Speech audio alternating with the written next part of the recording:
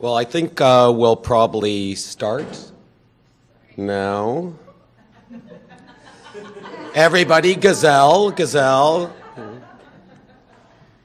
We're going to have a moderately informal discussion this morning, and we are certainly pleased to be joined by Sandy Howell from Manitoba and Joe Brown from Nova Scotia to talk about workplace literacy. And in Ontario, this is a pretty significant issue. As we move towards public policy and programming directly related to literacy and essential skills in the workplace. So while I am moderating to some degree, I have a vested interest in that I manage the Ontario Literacy Coalition's demonstration project about workplace literacy, and I will occasionally interject, as I am known to do. So what we're going to do is start off with a few short presentations, and then we're going to move into a question and answer session, right? And maybe begin a dialogue around certain topics. I know I have a number of things that I would like to explore, and this will be a chance for us to do so. First and foremost, I want everyone to know that when I pull out my BlackBerry, it is not, in fact, to look at my emails, send a text, tweet, or even play video games. It is because I'm going to be actually looking at the time. First off, I think it would be really useful as just a first starting place is to hear where everyone is from, and in no more than one sentence, tell us what you are actually interested in. So I think I'll start to my left with the woman there. My name is Lise Drouin. I'm an education officer here at the Ministry of Education in Toronto, and my major file is voice literacy. Great, thank you. My name is Kathleen Flanagan. I'm with the Centre for Literacy of Quebec, and we're working on a project that involves the two provinces of Nova Scotia and Manitoba and workplace literacy programs in those two provinces. Helen Ballino from the Northwest Territories Literacy Council, and we are just moving into workplace literacy.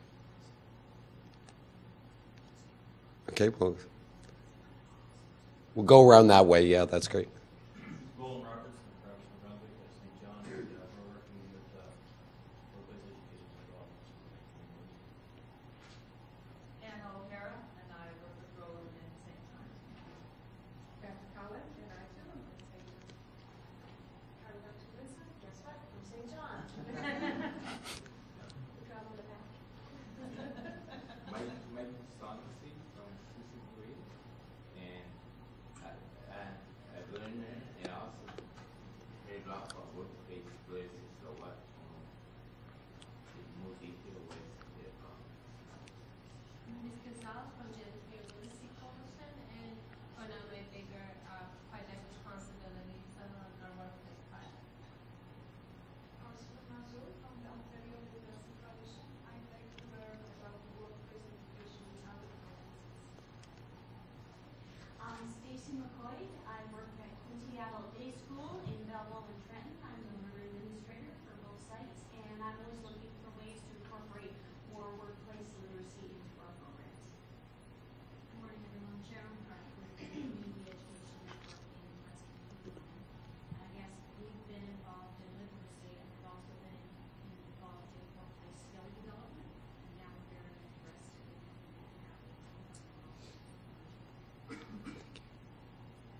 I am Doug Noyes. I'm the Executive Director of Literacy in Eastern Ontario. I'm interested in finding out more about workplace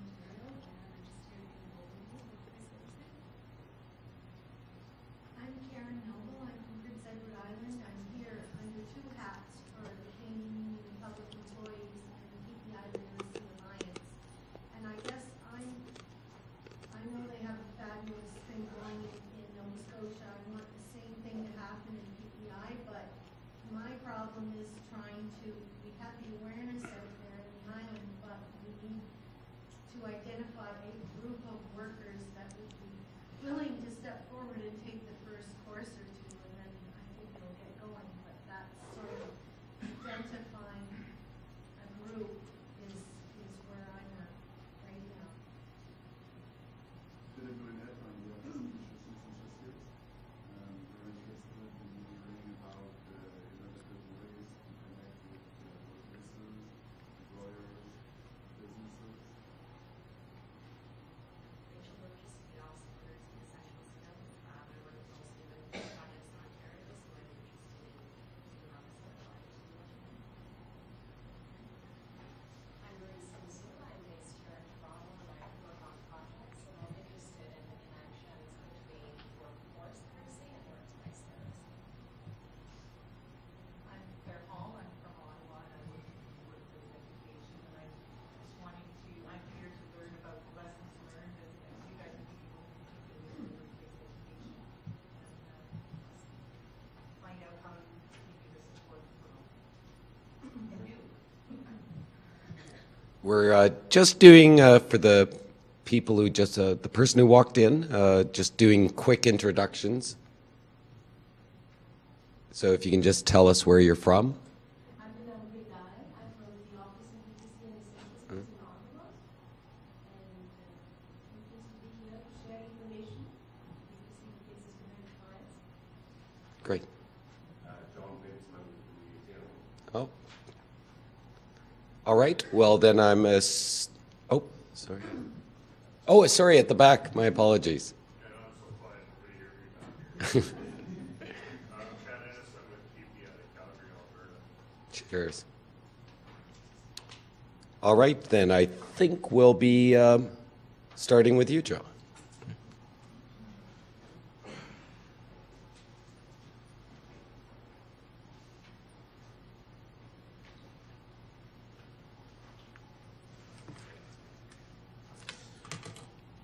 Good morning, everyone.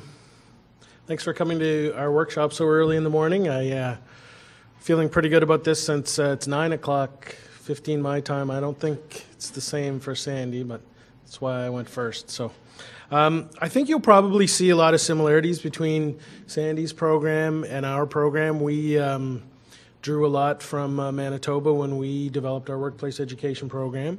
We started workplace education as a pilot program in 1989, and it's been in its current form since 1994. A couple things I want you to think about as we're going along today. Essential skills, customized essential skills programs. Got some essential skills folks here. It's fantastic. And also human resource capacity. Those are the two things that we're really trying to develop, I think, probably in both of our provinces that kind of overarch everything. So essential skills programming for the workers primarily, and for the organization, the workplace, the union, that HR capacity.